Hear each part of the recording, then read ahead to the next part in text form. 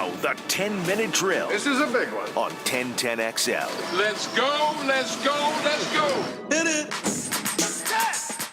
All right, back on the Monday Morning Quarterback, DivorceMenOnly.com. Taylor Dahl, you want to rock? Yes, I want to rock right now. Yeah, we're going to rock right now. It's the 10-minute drill. We're dealing with all kinds of mayhem today. I'm a little bit worried, by the way, to do anything automotive now. I've got Hicken stranded somewhere with a flat tire. By the way, we have an update on that. Taylor Dahl yesterday decided to lose her keys at TPC. That can't be any fun. No, it was terrible. And you never know where they are. It's just nothing. Yeah. And in my head, I was like, okay, this is my car keys, all my house keys, like my grandma's house keys, everything. So I'll tell you the amazing thing. We'll start the 10-minute drill here. And by the way, stay tuned at the end. I'm going to give you a chance to win a prize pack. You're darn right. The players never ceases to amaze me. By the way, I was disappointed. I gave you the 5 do not do list. I heard them all 5 broken this weekend.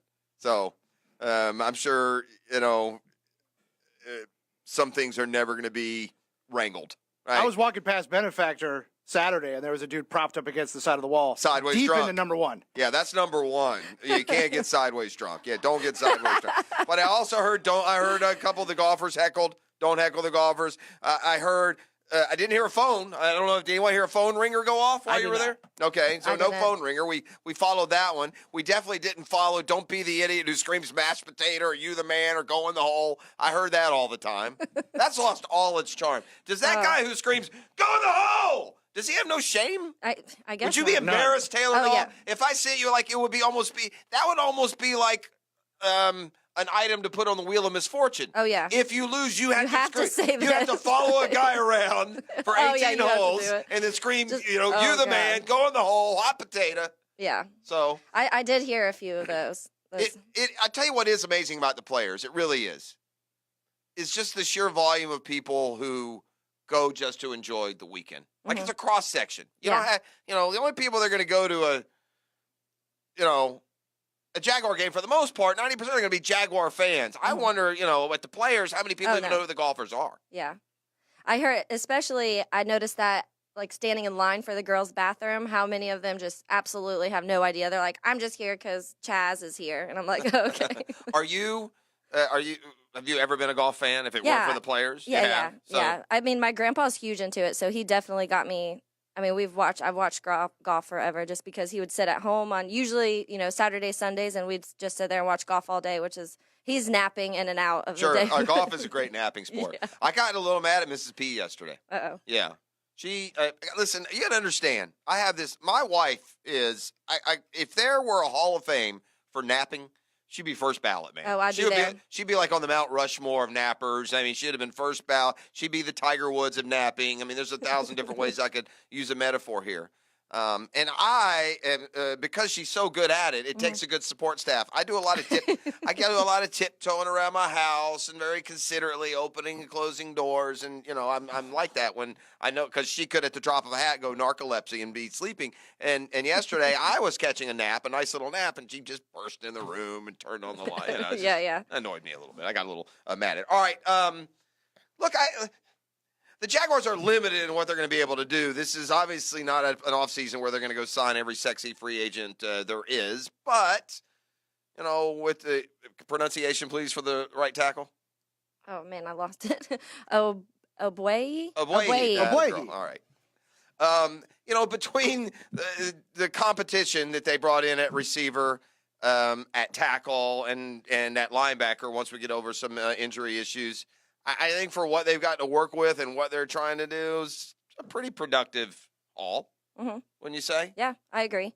I think that the big thing that everyone was focused on obviously got signed with Foles. So now moving on from there, you just need the little filler pieces that you were missing. I'm kind of surprised I guess the main thing people were talking about is tight end position and offensive tackle position, but we still have time. Yeah, I don't. Yeah. Well, they did sign before we went off the air Jeff Swaim at tight end too. So they've had. Listen, that's you got to hope that you're catching a diamond in the rough with one of these guys, and the Jags have done that. There are free agents out there that don't do a whole lot in their first stop, and then given either more opportunity or a bigger need.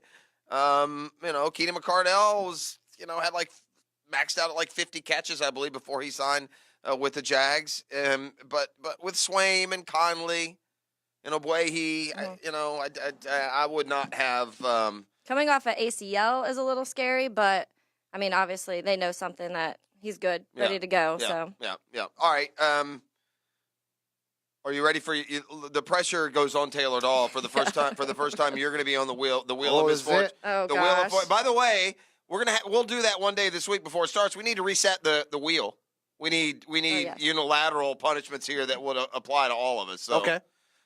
And maybe we just for this one we set because I'm trying to think if we should have some unique punishments for each of us. In other words, like for me, there's nothing worse than that spoonful of mayonnaise. That should always be a potential consequence for me. But for you guys, that's no big deal. So I wonder if maybe. No, I love mayonnaise. Yeah.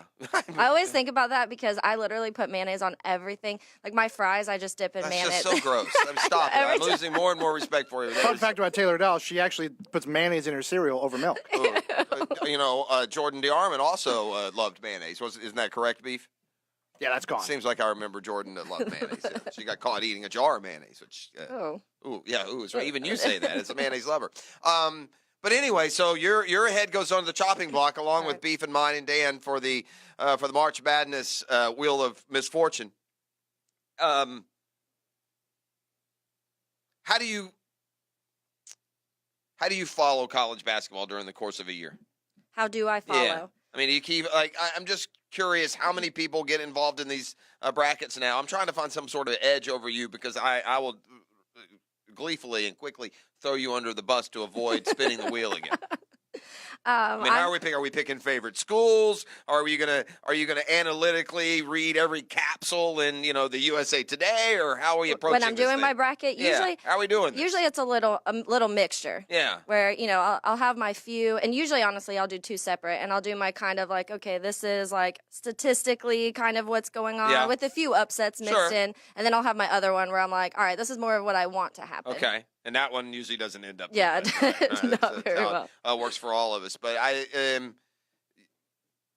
thought a pretty good draw here in Jacksonville. If you get Kentucky, listen, if you're hosting a regional and you get Kentucky, Duke, or North Carolina, that's winner. You're good. That's winner your site. I mean, Kentucky will fill it up here. LSU comes to town; they're kind of a mess. With everything going on with their coach, they lost in their first game to Florida in the SEC tournament. So I don't know what to make of LSU on their side of the draw, but it should be a fun time here. I'm a little disappointed that they got. I'm a little disappointed that, and I know the committee has to, they have to consider 1,000 different things. They did not consider Jacksonville basketball fans because they gave us a regional on Thursday, Saturday that's going to conflict directly with Florida and Florida State in their West Regional, which will play on Thursday, Saturday. So a little disappointed in that, but I guess you can't, address everything. Yeah. Who does Taylor Dahl pull for? Who do you want to win it all? You have a favorite college basketball team? I mean, now that Notre Dame's not in it. Yeah, that's why my college basketball team is Right. Notre Dame. So after that, I don't know yet. I'll have to full look at the bracket and see where I want to go with that. I mean, I think I'd be down for Duke just because I love watching them right now. Well, Zion. It's amazing to watch him. a I matchup. was watching him the other night Saturday night. Yeah. And it was just watching him is so much fun. We were sitting there and like I'm at a place where it's like live music going and everyone's crowded around one TV just watching Zion, Yeah. I wonder, I'm going to be interested to see, Beef, what the ratings are of Zion in that ACC championship game. And meanwhile, over on ABC, you had Steph Curry and Russell Westbrook playing, at the same time on the NBA game. And I wonder if the Zion factor is enough to outdraw that premier NBA matchup with a college conference tournament I think game. so. I mean, I wouldn't be surprised if it was at least close. Yeah. Anyway, we'll see. All right, Taylor Dahl, one last news item for you. Pick a number, please. Between 1 and 5. Okay, 4. Okay, 4, Beef. 4. 4. That's our giveaway. Caller number 4 right now, Hey! 641-1010. What are they winning? Caller number 4 right now at 641-1010 is going to get quite the hookup. They're going to get themselves lunch for 2 at Chick-fil-A, and they're going to gift a gift card from Zips Express Car Wash.